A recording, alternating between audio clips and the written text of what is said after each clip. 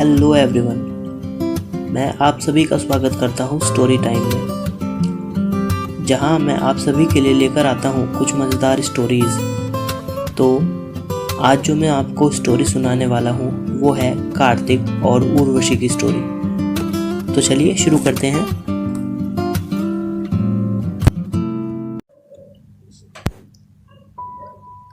आज जो मैं आप सभी को स्टोरी सुनाने वाला हूँ वो है कार्तिक और उर्वशी की स्टोरी। कार्तिक और उर्वशी दोनों एक कोचिंग सेंटर में मिलते हैं, बट उन दोनों की ये मुलाकात इतनी आसान नहीं होती। अभी दोनों को बहुत से पड़ाव पार करने थे। कार्तिक एक सीधा साधा, इंटेलिजेंट एंड मिडिल क्लास से बिलोंग करने वाला लड़का, वहीं दूसरी तरफ Urvashi smart, beautiful, high profile model of the city with a little texture of attitude. अब देखना ये है कि इन दोनों की मुलाकात कैसे हुई। एक्चुअली कार्तिक और उर्वशी दोनों कोचिंग सेंटर में अलग अलग बैच में थे। कार्तिक का बैच टाइम था शाम 6 से 7 और उर्वशी का बैच टाइम था शाम 5 से 6। ऐसे ही एक महीना चला गया और अब ठंड का मौसम शुरू हो गया और जल्दी ही शाम ढलने लगी। घर दूर होने की वजह से कार्तिक ने अपना टाइम चेंज करा लिया और उर्वशी के बैच टाइम में आने लगा। उस बैच में कार्तिक का पहला दिन था जब उसने उर्वशी को पहली बार देखा। उसको देखते ही कार्तिक को लगा कि मानो वो बादलों में तैर रहा हो।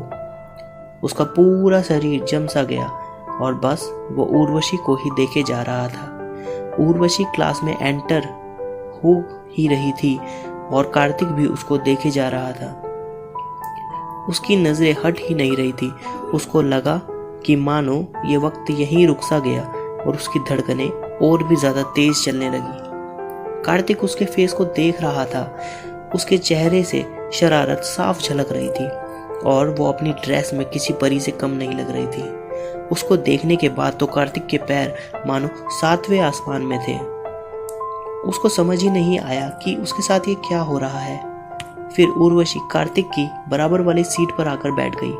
बैच में पूरा टाइम कार्तिक का दिल और नजरें उसके काबू में नहीं थी और बराबर वाली सीट पर बैठी उर्वशी को बार बार देखे जा रही थी। क्लास खत्म होने के बाद कार्तिक का पूरा शरीर जम सा गया और उर्वशी के क्लास में एंट्री का नजारा ही उसकी आंखों के सामने बार बार आ रहा था।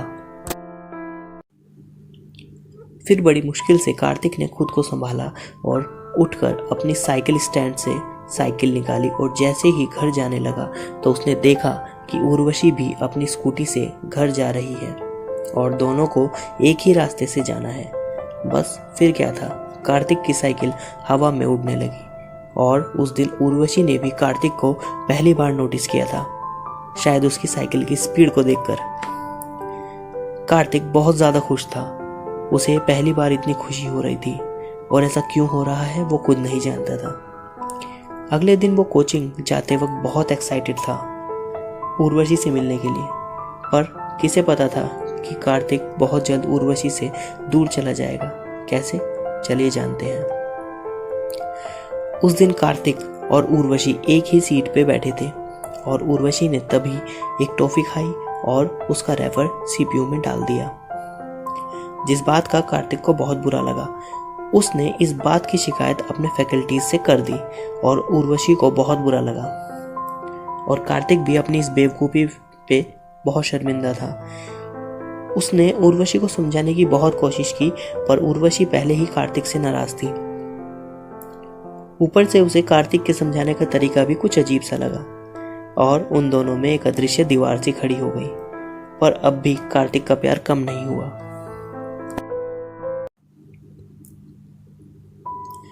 वे दोनों अब ऐसे ही बैच में आने लगे। कार्तिक अब दूर से ही उर्वशी को देखकर खुश हो जाता था। इसलिए नहीं कि उर्वशी को देखने से उसे खुशी मिलती थी, बल्कि इसलिए कि उर्वशी को देखकर उसे एक सेटिस्फैक्शन हो जाता था कि कम से कम उर्वशी ठीक है, उसे किसी भी तरीके की कोई दिक्कत तो नहीं। हाँ, इस बात से एक बात जरूर कहूँगा कि अगर लड़का किसी लड़की से सच्चे दिल से प्यार करता है तो वो लड़की की नाराज़गी में भी उसकी फिक्र करता है। बस ये लड़की के विवेक के ऊपर डिपेंड करता है कि वो उसका प्यार पहचान पाती है या नहीं, या किसी दूसरे झूठे प्यार में फंसकर अपनी लाइफ बर्बाद करना चाहती है। पर कार्तिक सच्चा प्यार करता था उर्वशी से, पर उर्वशी ही इस प्यार को अपने से दूर करना चाहती थी, शायद अपने एटीट्यूड की वजह से। बट उर्वशी को जल्दी ही कार्तिक के प्यार का एहसास होने वाला था। कैसे? चलिए जानते हैं। एक बार वे दोनों अपनी क्लास अटेंड कर रहे थे कि तभी सभी को बुलेट्स की आवाज आई। हर कोई डर से हैरान हो गया। तभी क्लास का गेट जोर से खुला और 5 टेररिस्ट काले कपड़े में मुंह ढककर हाथ में बंदूक लिए अंदर आ गए और सबको डराने लगे। तभी उनकी नज़र उर्वशी पे पड़ी और उन्होंने उर्वशी के साथ बदसलूकी करनी शुरू कर दी, जो कार्तिक सह नहीं पाया और अकेले ही उनसे भिड़ गया। अब कार्तिक कहाँ उनके सामने टिकने वाला था। उन लोगों ने कार्तिक की बहुत पिटाई की, जिससे वो बेहोश हो गया और उन लोगों ने उर्वशी के साथ भी ज़बरदस्ती की और उर्वशी को बांधकर वहीं मरने के लिए छोड़ दिया और बाकी सबको कोचिंग से कहीं और बेस कैंप बना के शिफ्ट कर दिया और वे दोनों कोचिंग में ही बंद हो गए। अगले दिन सुबह को जब कार्तिक की आंखें खुली तब कोचिंग में बहुत अंधेरा था, तो उसे कुछ भी ठीक से नहीं दिखा और वो बाहर निकलने का रास्ता ढूंढने लगा। रास्ता ढूंढते ढूंढते वो किसी से टकरा गया। उसने हाथ लगा के देखा तो वहाँ पे कोई दूसरा स्टूडेंट भी बंधा हुआ पड़ा था।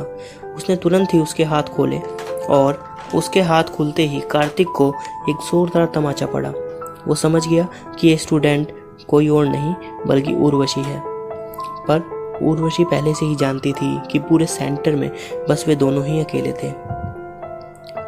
उर्वशी के साथ जो उन लोगों ने किया वो सोच सोचकर बार बार उर्वशी रोए जा रही थी, पर फिर भी उसका एटीट्यूड कम नहीं हुआ और उसने कार्तिक को उससे दूर रहने के लिए कहा।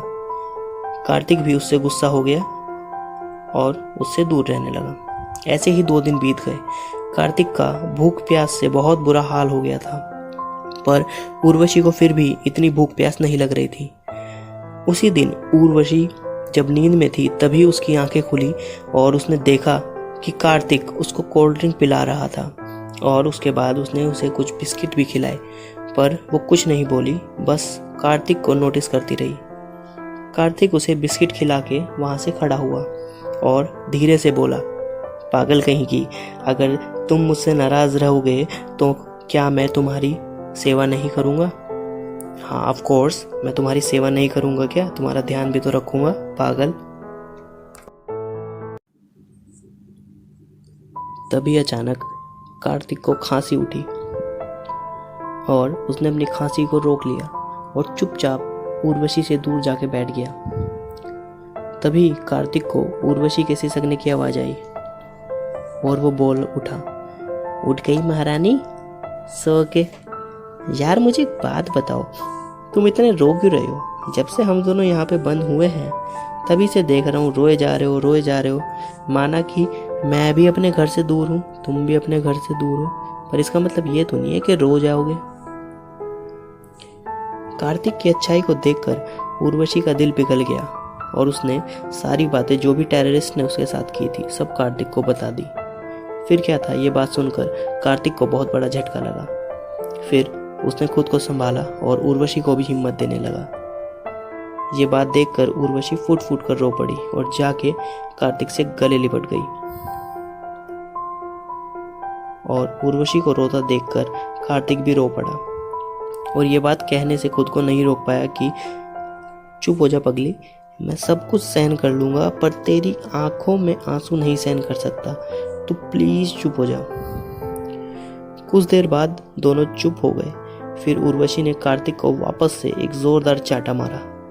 कार्तिक सहम गया। वो उर्वशी से बोला, ये मेहरबानी किस लिए? तो उर्वशी बोली कि खुद भूखे प्यासे रह के मुझे चुपके से खिलाने का क्या मतलब था? तुम खुद भी तो खा सकते थे कुछ।